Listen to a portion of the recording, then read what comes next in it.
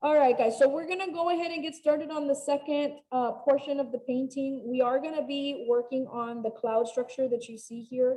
I do have other colors in the background, like purples and so forth. You know, I'm gonna try to stick to using the purples more for the cloud structure versus the background, but you can add some of those colors too prior to applying some of this. So if you choose to do that, when I start mixing the purples and you see how to mix them, you can always just get a watered down version, because you notice that over here they're very light. So that's just putting that purple into water.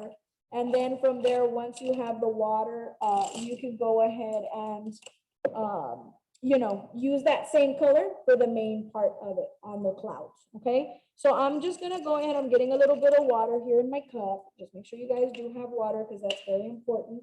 Okay. For the actual structure of it.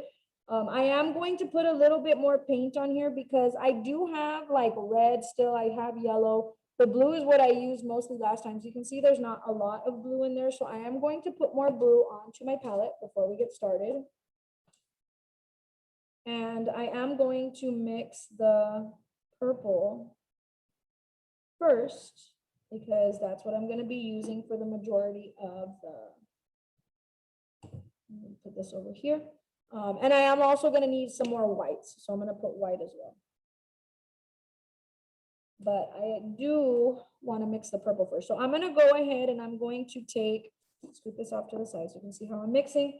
I'm going to go ahead and take some of the blue and just place it over here again where I had originally the blue, the light blue that I had mixed. I'm just going to put some blue over here because I know I'm going to have to mix purple, and I can always mix a lot. That's fine, because when I start doing the shadowed parts over here down on the bottom where you see the bridge itself, that is going to be purple. So even if I mix a little extra, it's okay. It should not dry on me. It's just the blue itself, I used it almost all of it. So that's why it dried on me since the time we were painting on Monday. Okay, so I'm just going to clean off my brush a little bit before I grab the red. And I might need a little bit more red, but that's okay. I just want to mix what I've got first before I start with applying too much. So I'm just going to take the red and I'm going to just mix it with the blue that's over here. And I'm working on it from this side first because, you know, I might just accidentally get too much blue and I don't want that right away. So I'd rather mix it slowly and grab the blue and mix it into the red if I need more.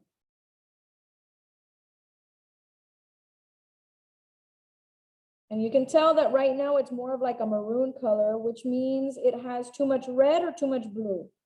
You guys tell me. If it's more maroon, what color do I need to add to it?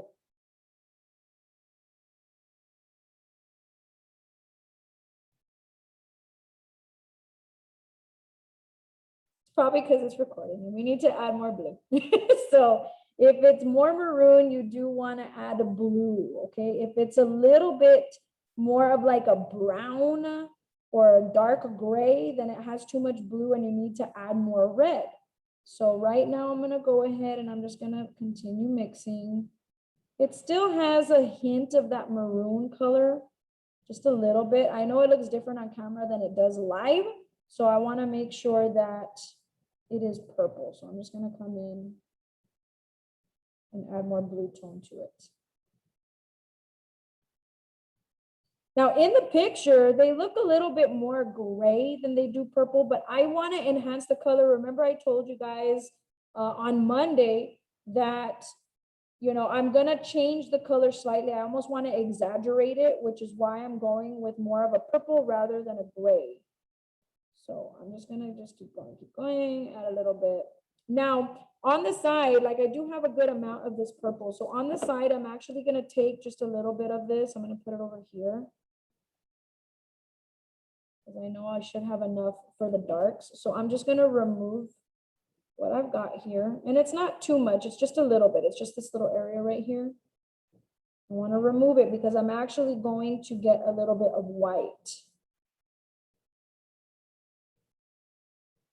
And I'm gonna do a light version. So now I'm gonna clean my brush because I know I'm gonna have to go into the white. So I wanna make sure it's nice and clean. Just to make sure that I'm cleaning it off properly. Just wanna make sure that it's as clean as possible. And then I'm gonna go ahead and pick up some white.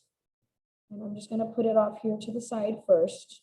And I'm gonna start mixing a light purple color, so more of a lavender. I'm just gonna keep going, just mix. Just make sure that the white is gone. If you have a little bit of the dark purple in there, it's okay. I just wanna make sure that the white is gone so that way it doesn't necessarily have white in the strokes when I put the color. So this is a real light purple, and I'm just gonna do this to be able to add just a little bit of color onto the background first before I start placing the dark cloud coverage, because I do want a hint of this color somewhere, but I'm gonna do it as a light purple. So at this time, I'm putting my brush in the water, and I'm coming over here to make a watered down version of it. If I feel like there's too much paint on the brush, remove it before you apply the water over here, so that way it's very watery. And I'm even gonna go back into the water before I start with the brush stroke. So now that I kind of have those colors, I'm gonna bring this back so you guys can see what I'm doing. And then on the areas that are over here, this is where I'm gonna go, and I'm gonna put some of that light purple. I'm just gonna go on top of my blue because I don't want it as bright. And again, with the little X pattern, this is the time that if you have like some whites, cover them on the background, okay? Just make sure that it is diluted with water. If it comes out too bright in a spot, just dip your brush in the water and go back in it. So I'm just gonna take this purple. I can even take it a little bit into the yellow. Remember, the crisscross pattern is what we're going for. Right there, it came out a little too dark, so I dip it inside my water so that way as I move on, it's more of a watered version. And try to concentrate, like I said, on hitting the areas that are still, because if I look, I still have white of the paper here. Add a little bit of this color into the yellow where it's super bright here, so it helps with the transitions.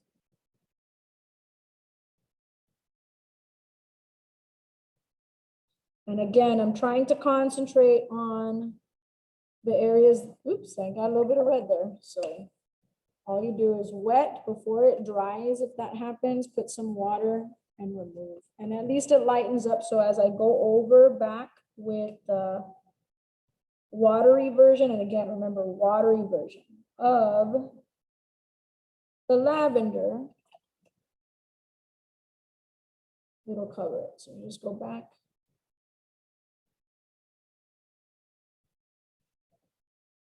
And if you have the water, it might look strong, but as it dries, it lightens up.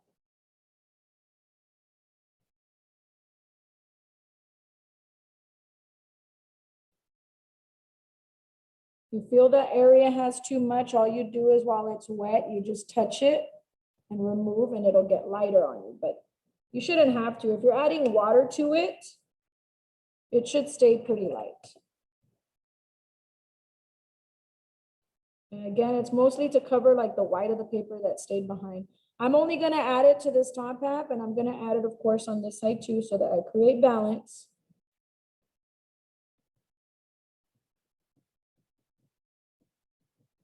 I am gonna put a little tiny bit into the yellow also. So I'm gonna start off here, need more water. So just get more water as I keep going.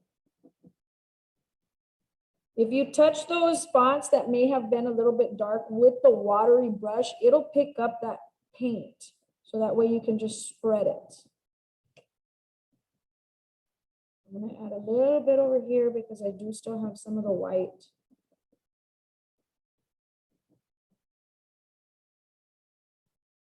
Always go back into the water if you have to pick up that lavender paint for this particular step, just because, like I said, you want it to be a little bit lighter. You don't want it to be so dark and apparent on top of that color that's on the yellow and so forth, okay? So always go back into the water just to be safe.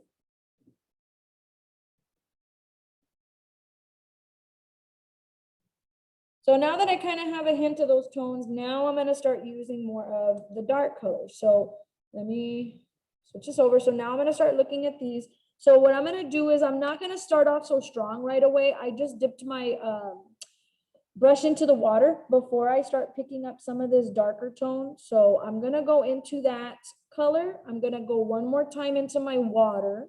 And then I'm gonna start trying to mimic what I see. So I'm gonna start on this side because notice that there's kind of a big cloud right here. So I'm just gonna kind of go, and because this is the cloud, I'm going to actually do more of a dot like swirl motion. So if you look at my actual motion, and let me get a sheet of paper that's separate so you can see. It's a little bit more like this stroke, if you notice, rather than the crisscross stroke. So I'm just sticking to all the same, and I'm just doing that same stroke. Of course, a little bit thicker than that, but that's the stroke that I'm going to change, because remember, you have to change it up. You don't want the same. And since these are the clouds and they are not the sky anymore, I have to find some type of new texture. So I'm just going to come in and I'm just going to be doing my stroke kind of like almost like a circular shape. And then I'm just gonna come in. It's okay if some of the sky pokes through. Remember that we do need to put more texture in here. So I'm gonna get more of the darker tone on top after, because remember I told you to start off with the light one. And then we can go with some of the darker ones on the areas that maybe show through too much of the sky, because we wanna be able to see the stroke. So some dark, some light. And we want to also make sure that these areas that you see sky through, those are the ones that you can leave, and then the rest try to cover. So I'm going to go into my water one more time, because I'm going to, as I spread in this direction, I want to keep it light. So I'm going to go ahead and start going, kind of taking the cloud where I see it, but this is what I'm doing. I'm just doing kind of like a little half circle almost.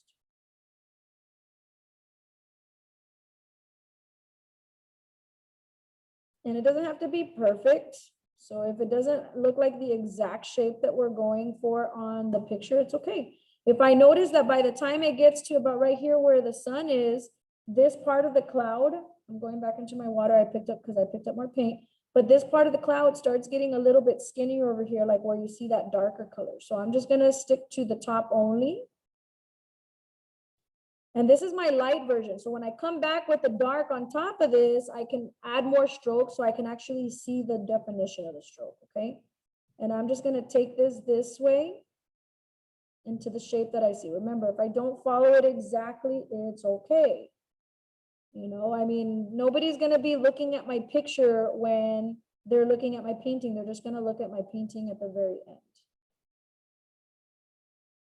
And the most important thing is not to lose the actual definition of the stroke. It's okay if you lose a little bit, because like I said, we're gonna come back with a darker color. And if you look at the sky, the way that I originally have, the areas, some get blurred, some don't. So that's okay. With this type of definition, there's different artists that do different things, and some of them will be very, very defined on their actual structure. Like if you look at Vincent van Gogh, he's very defined when it comes to his brush strokes, because of the amount of color that he puts into every single area.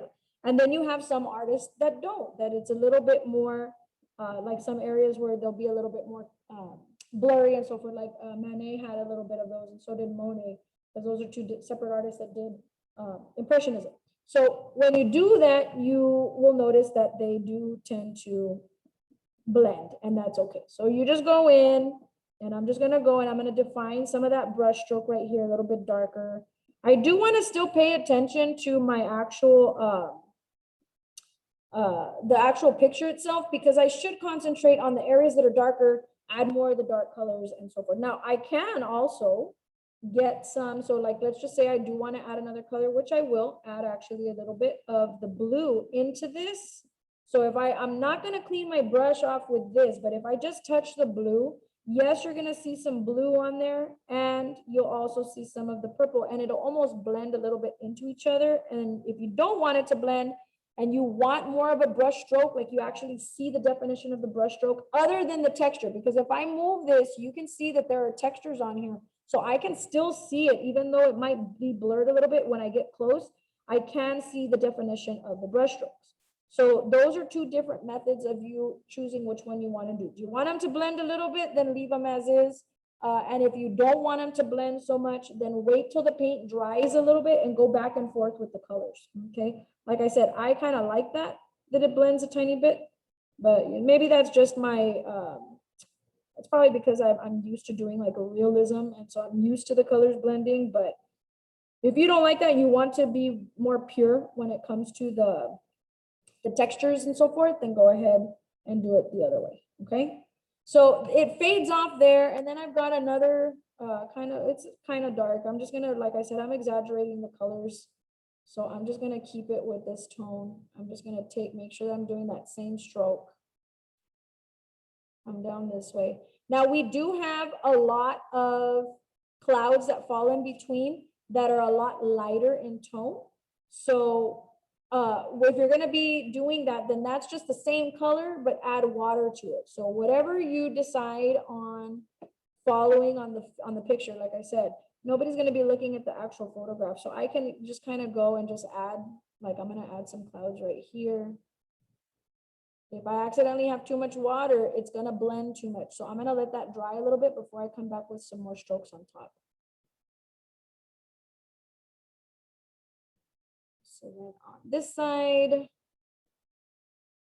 I wanna lighten it up just a little bit. So I'm gonna, here it's a lot lighter. So I do wanna make sure that on mine, that I get a lot more water in the color. And I'm just gonna scan lightly, no thank you. So I'm just gonna keep going down here, and this one kind of comes here. I know right now it's very watery, so I don't see the brush strokes, but like I said, I'm gonna go on top of it with a little bit more of like a gray. I'm gonna try to mix a gray to be able to go on top of that so you actually see that brush stroke, okay? All right, now I'm just trying to define where the clouds go. So that's why I'm adding these. I can put a little bit right here.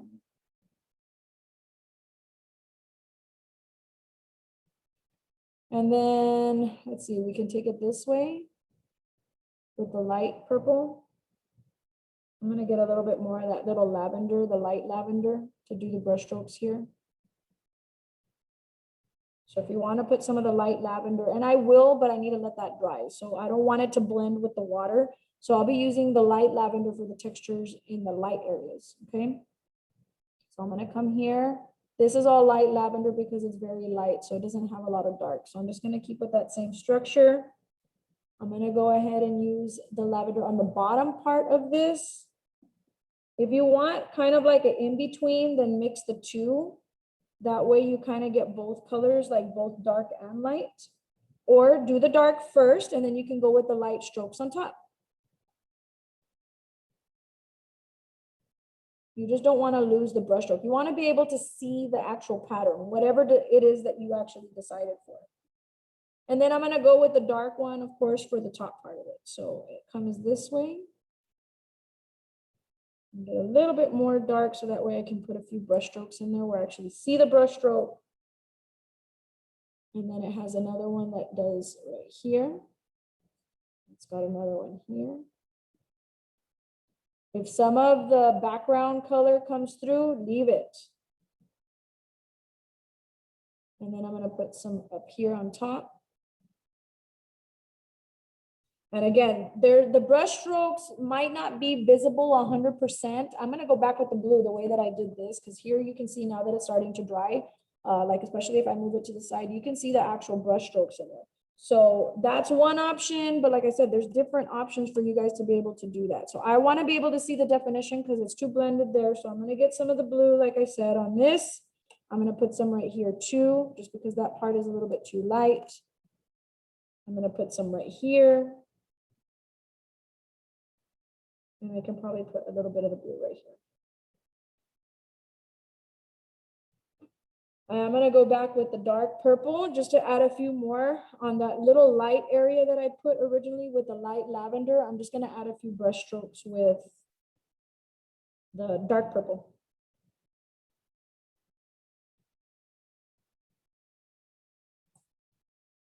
Now, there is a cloud up here on top, so I'm going to follow this one that's right here in the same kind of tones. So I'm just going to go ahead and apply first that dark purple since I already have it, just to use it as my base. Even though you might not necessarily see some of the strokes, guys, you still want to keep that same movement, just so that way you'll be able to tell, because there's going to be some parts that are thicker on other areas versus not. And so if you do that, you at the end, once it's dry, will be able to see the little brush strokes. This one for sure is gonna have some blue. So I'm gonna try my best to kind of make sure that when I do the pattern with the blue on top, because this one's supposed to be a little bit darker since it's on the top part, you wanna try your best to be able to define. So like if I lift it, like I said, the video quality is not that great, but if I lift it, you can actually see the definition of each one. And as these colors dry, guys, you will be able to tell more distinctive on the brush strokes themselves, because some will dry lighter, some will dry a little darker. And then I'm gonna clean my brush off, just because to add a little bit of highlight, which it has a tiny bit, not too much, I can use that light lavender to be able to just add just a couple. So that way you actually see some of the strokes. I did tell you guys that I was going to exaggerate some of the colors on purpose. And these are different ways of you adding those strokes to be able to see within those dark areas if you lose the brush stroke and you want it to be more defined, like for instance, Vincent van Gogh. His paintings, if you study his stuff, has a lot to do with movement. That was the major thing about his. And in order to get that movement, you need to see the brush strokes. Some people like it, like I said, more blended, and that's okay because it's a different type of Impressionism, but it's still considered Impressionism. So depending on what you like, depending on what you want and what texture you want to get for the viewer, you make that decision of how you want to do that, okay? Now, with these, like I said, I'm going to go back and I'm going to add some of that light lavender, that's more of the thick color right on top. So that way I actually see the strokes and it stays lighter. So that way it has the illusion of what we see here in the picture, okay? So I'm just going to add some of that light lavender on top of those areas now that it's dry, because I do like that actual brush stroke. I like to be able to see some, even though I tend to go more for the blended look, you know, you can see the difference between the two. And when it comes to Impressionism, I actually like seeing the texture. So I'm just going to go back and forth on it. If I get some spots that are more blended than others, it's okay. If you guys have a variety of the actual texture, it's kind of good, because then it shows you at the very end what things are going to look like when things are dry, and you can know the process. So that way, next time you want to try to achieve that look, you know what to do to get it. Okay. There are other little clouds here. So I'm going to go first with a watery version of a color. So I'll just kind of get some of this color that's falling in between, and then stick the brush into the water. And then I'm going to try to get some of these little clouds that are here up on top. So at this point, I'm going to start off right here in this little area. So I'm going to come in here and I'm going to try that same stroke. It's lighter, way lighter than the one that's right above it. So that's good, because I can go back with it with a little bit of the dark color. And that will give me the definition of some of those clouds. Okay. And then this one kind of has this again. Right now, I'm just concentrating on its shape. I'll go back on top of it with texture after. And then it comes here, it comes here. This one kind of drags a little bit further out. So I'm going to take it out a little bit more. There's a couple of other little clouds that do fall in between that I'm just going to add just a slight textures of it. Same stroke. I'm still doing the same pattern for the strokes. Add a little bit here.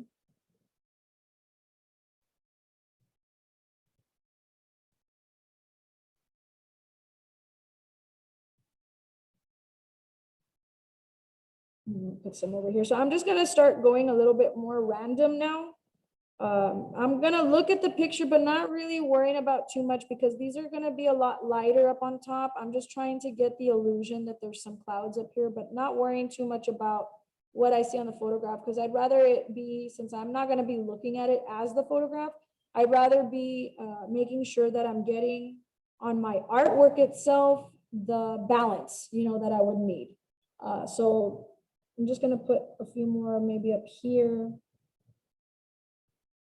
And then for sure, I'm going to want the ones that are right here down in the distance. So I'm actually going to just put a few strokes. I'm just sticking to the same color. Let me go ahead and get some water. This kind of cloud is it curves up in the picture. So so you can kind of see it there. So I'm just going to go ahead and try to get that same shape.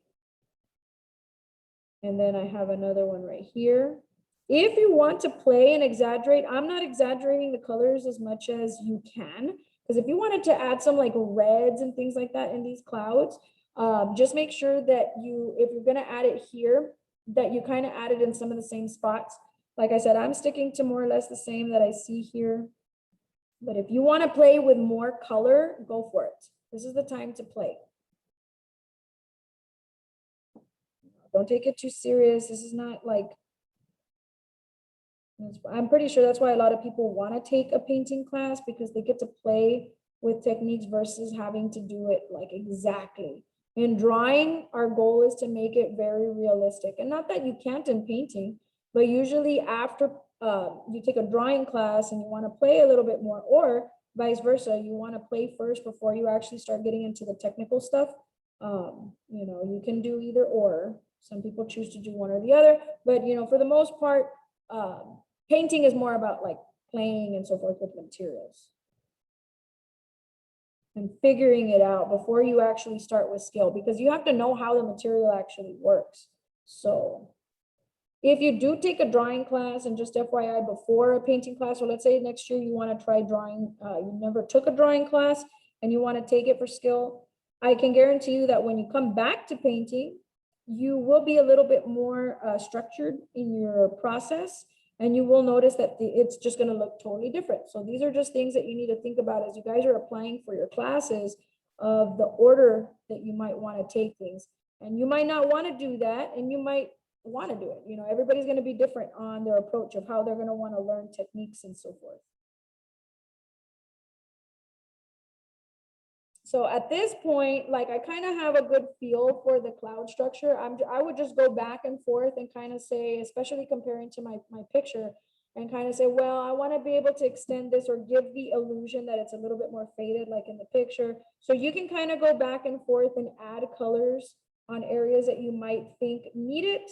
Remember, it's acrylic. So if you're not happy with the way a color came back, let it dry. Get another color that you think that would look better in that area, and then just go and apply it right on top. Okay. So at this point, the only thing I'm lacking, like if I'm looking at this, like compared to my photograph, of course, is the actual sun itself. And there's different ways, like I know we've been sticking to just brush guys with Impressionism. If you didn't know already, some of you guys might know that I just don't have palettes with me. And if you wanted to try to attempt with a palette, think about it like if it were the back of my, because in this kind of project, I could even use the back of my brush if I wanted to. So if I wanted to go back and just get the tip of my brush and add some of the paint, like I can literally just go like this and kind of just come in and add some more texture with colors and so forth. You're going to use more paint in this type of technique where you're applying. People use palette knives. That's really what a lot of people will use in Impressionism. But if you want more texture, like you like that there's more extra paint, like I said, it's more paint that you're using, but you can try doing something like this. If you don't have a palette, another thing you can use are like plastic knives. Some people will use that for the technique. So if you want to go back on top of this kind of stuff, guys, and practice, now that you understand about texture and things like that and movement, you can use different mediums and different things to actually apply the actual paint to the surface to get that type of texture.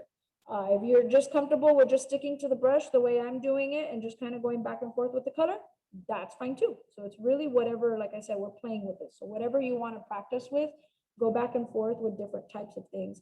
If you have Q-tips, you can also use Q-tips, you know, if you want to try to add colors to a specific area. But I'm saying this because I'm actually going to, for the sun itself, I'm going to use my finger.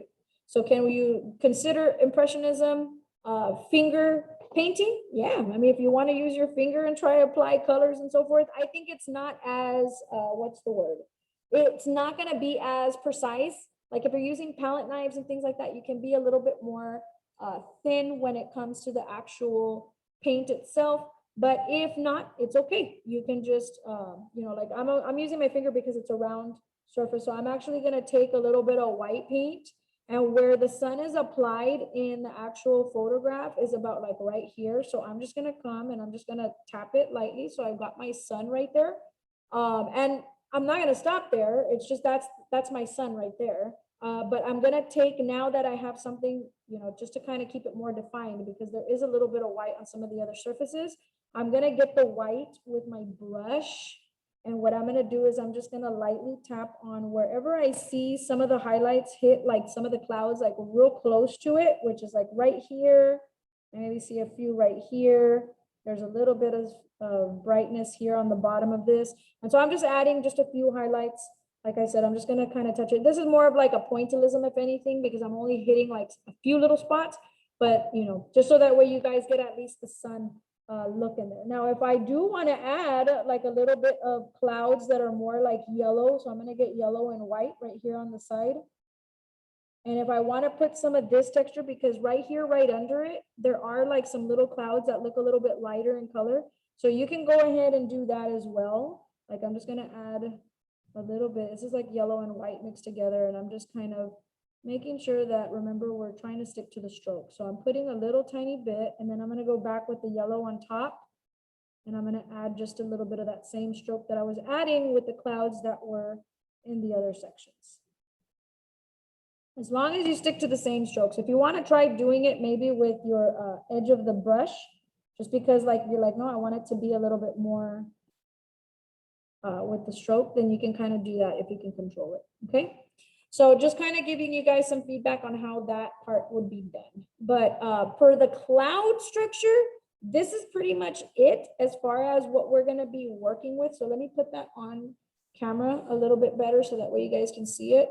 If you don't like certain areas, like I'm probably going to go back like just on a few things to make it look a little bit more organic, but it's just going to be a couple. This is for the most part it, because we're going to be adding the bridge, and I'm also going to include in the picture, you do see the light fixtures and so forth like that. So I am actually going to include those. They'll be going on top of some of the cloud structure, but that'll be on the next video. So this video is going to be just for based off of the clouds.